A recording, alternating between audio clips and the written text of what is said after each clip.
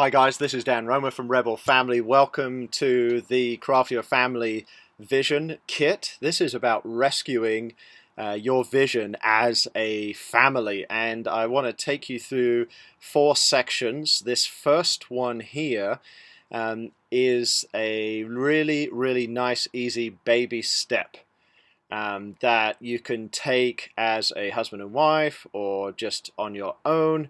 You can involve your kids in it. And you're going to need a journal. That's all. So let's get ready to craft your family vision. And here we go. This is a time where so many of us are in isolation or lockdown or quarantined or whatever you want to call it. And by God's design, this should be a very special time of you reviewing life. A very special time to draw near to God in prayer, because the Bible teaches that God yearns for time and affection and close proximity, intimacy with his people. What a time God shut down the world for you. And I know many of us are still working and busy, but your rhythm has been interrupted. There is absolutely no excuse. So take your time over this. This is going to be quite transformative for you personally. So what I want you to do at the very beginning is understand something important. This is going to carry you through. I want you to understand that the process is more important than the end product. The process of going through this family vision kit and journaling and writing and thinking and praying that's where the gold is. That's where you're going to learn at a far greater level to watch over your heart, as Proverbs 4:23 says. Watch over your heart, for from it flows the wellspring of life. And as you watch over your heart, listen to your heart, connect with God, connect with yourself and who you are as a person, your giftings, your personality, your unique calling and station in life. That process is going to be very healthy for you. Healthy for good for your mental health, and you're spiritually good for your development and your peace as you learn to walk with that inner realm here, that area of the soul here. So the process is important. Along the way, you might experience some frustration, some roadblocks. That is absolutely a part of the journey. Nothing has gone wrong. That's the time to journal and wonder and ponder, dream and think. Why do I feel stuck? Why do I have strong emotions? Anger, frustration. What's happening? Excitement, jubilation. So I just put here a summary statement, really, that a family vision lays out a vision for your family of where you want to go together and how you want to get there. It provides a path and guideposts pointing the way ahead and illuminating the curves and bumps along the way. So the first thing you're going to do is grab your journal and have a session of writing down your top 10 most important things. How are you going to do this? Just write.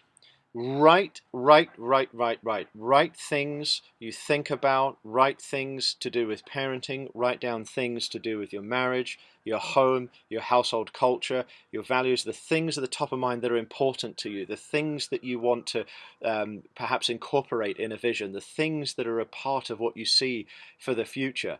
And when I say the top 10, you're probably going to need to really discipline yourself to write 50 things, maybe 150 things, and then put them in various or in order of priority to arrive at that top 10 list. So discipline yourself to have a session and do that. And that's the first session. It's a really simple baby step. Here are some examples that you can look through. Put at the top there, to make love with my spouse daily. I knew that'd make you smile, but maybe it's a house in Florida instead. Who knows? Maybe to get out of debt. Maybe to help your children have a household environment where your kids don't fight, or at least don't fight as much. Maybe your goal is to find yourself again, to find each other again.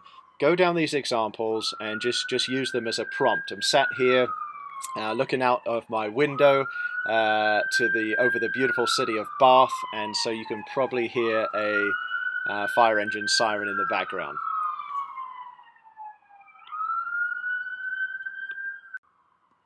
Okay. Keep going. Keep writing. Write and write and write. Don't stop at just 10 items. The point is write 20, 30, 40, 50 so that you end up making absolutely sure you've put on paper those things, most of those things that are just so important to you. And that way you can then start to put them in order of importance.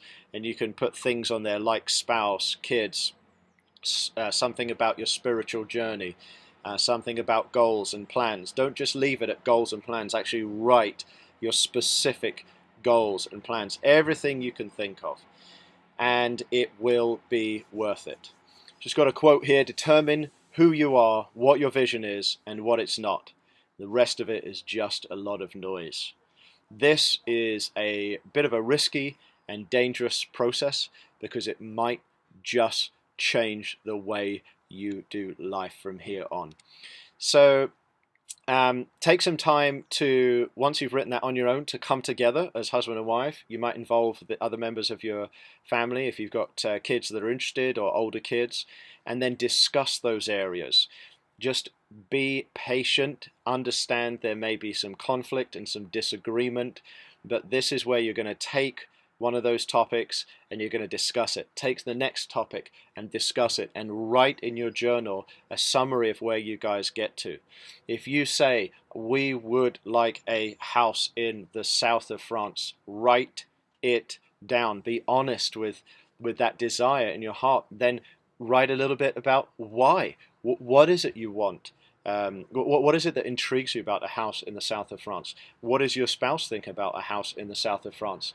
And what would that mean to you? Be honest. If it's in there, get it down on paper. I'm not saying it's going to guarantee that you'll have that house in the next week or so, in the next month or next year. However, what you think upon and what you behold, and the things, the prayer requests you bring to God, all of that inner workings in your heart is where all of life flows from. So this is a great time of discovery of what God's actually put in your heart and the things that will come down the road by God's grace alone. This is not a frou-frou mysterious exercise. This is an exercise of finding the dreams and the desires God has placed into your heart. So I'm going to conclude it there. Get your journal, share in our Facebook group. Feel free to message me. I'd love to hear from you about how you're finding this course. This is just the first of 4 steps. And in the next video, we'll get you ready for step 2. Okay, thanks.